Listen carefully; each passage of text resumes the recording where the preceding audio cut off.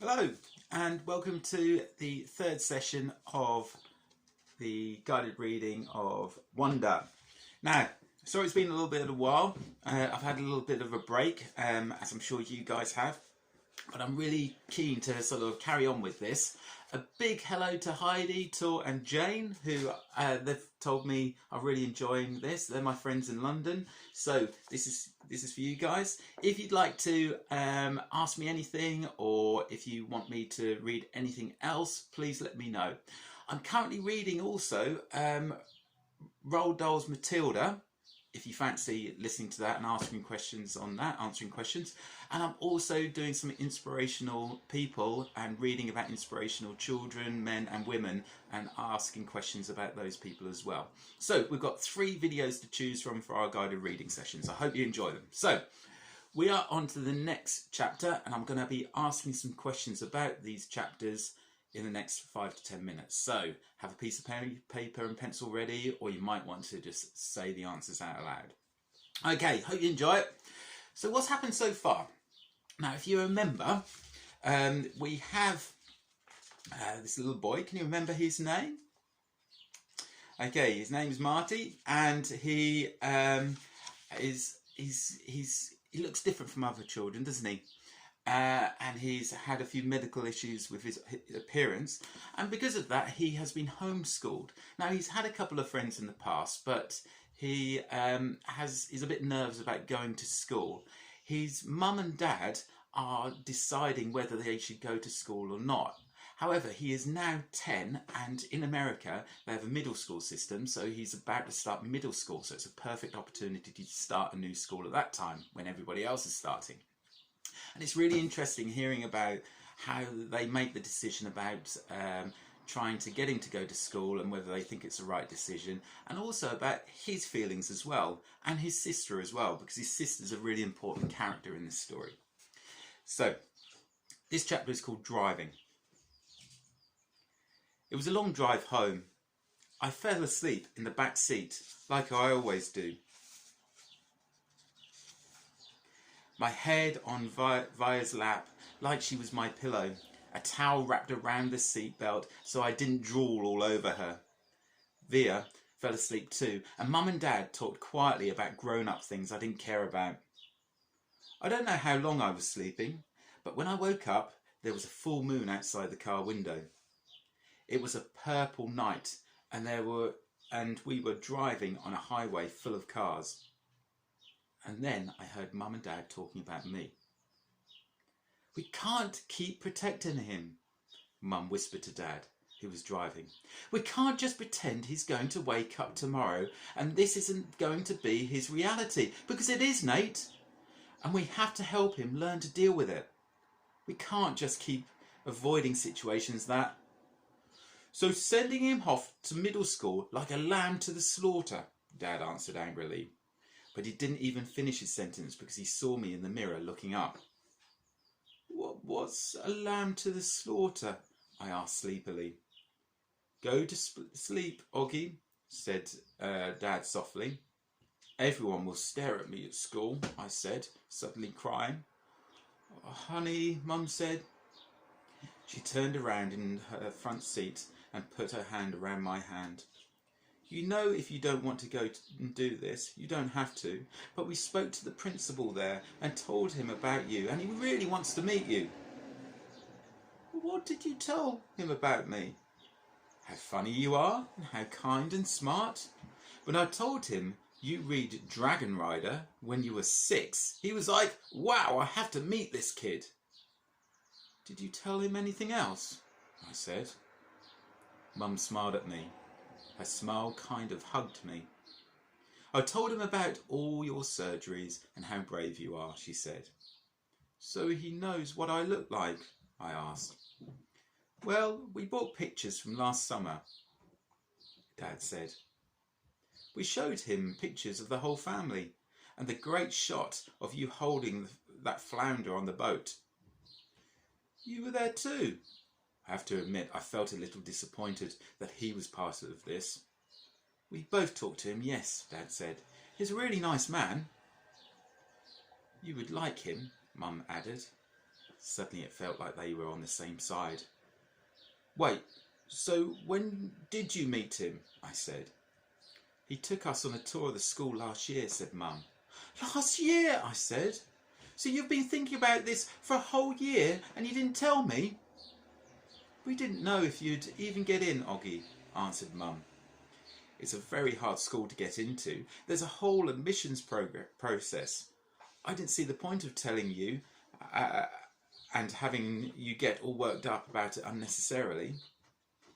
But you're right, Auggie. We should have told you when we found out last month that you got in, said Dad. In hindsight, sighed Mum. Yes, I guess. Did that lady who came to the house that time have something to do with this? I said. The one that gave me that test? Well, yes, actually, said Mum, looking guilty. Yes. You told me it was an IQ test, I said. I know, well, that was a white lie, she answered. It was a test you needed to take to get you into the school. You did very well on it, by the way. So you lied, I said. A white lie, but yes, sorry, she said, trying to smile. But when I didn't smile back, she turned around in her seat and faced forward. What's a lamb to the slaughter? I said.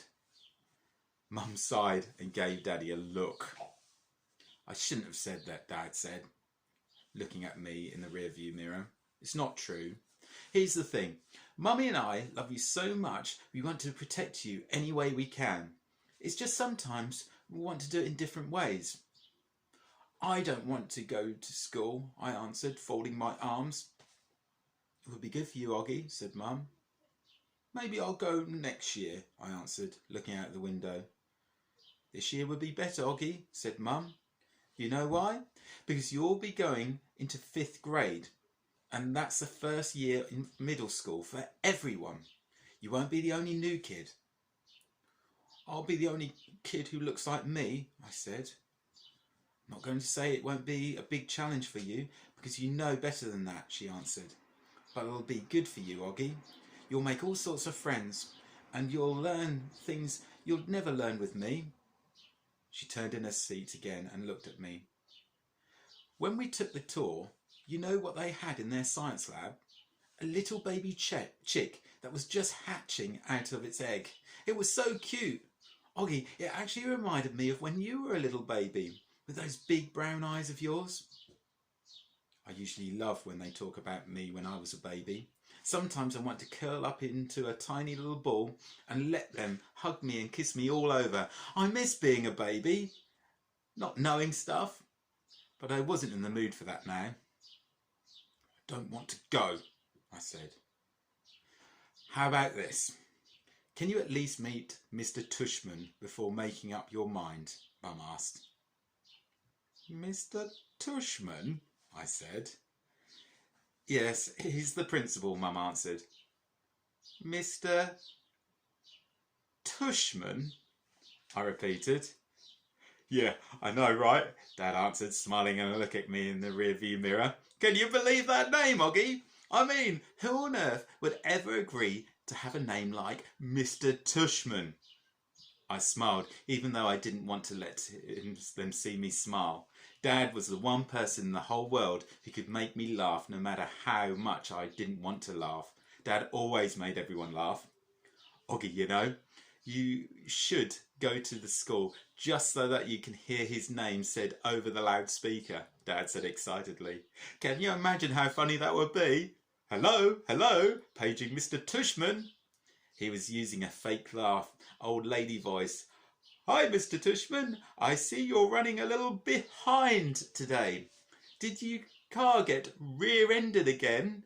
What a bum rap. Now, in America and in certain parts of the world, tush is a sort of a funny nickname for your bottom, okay? But like in this country, we have bum, don't we? So it's equivalent of a head teacher being called Mr or Mrs Bum Man, okay? That's why they're finding it quite funny, especially Auggie. I started laughing, not even because I thought he was being that funny, but because I wasn't in the mood to stay mad anymore. Could be worse though, Dad continued in his normal voice. Mummy and I had a professor in college called Miss Butt.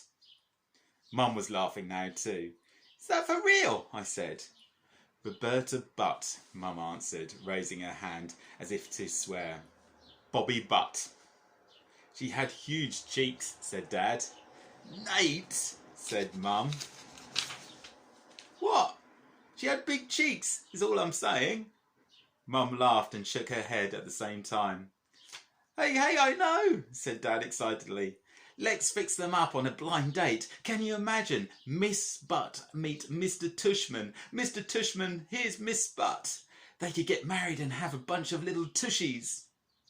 Poor Mr Tushman, answered Mum, shaking her head. Auggie hasn't even met the man yet, Nate. Who's Mr Tushman? Via said groggily. She had just woken up. He's the principal of my new school, I answered. Okay, really good chapter, isn't it? Okay, so it seems to me that Auggie has almost made a decision in his mind that he will go. All right, so I'm going to read just a couple of pages of this next chapter, then there'll be some questions, okay?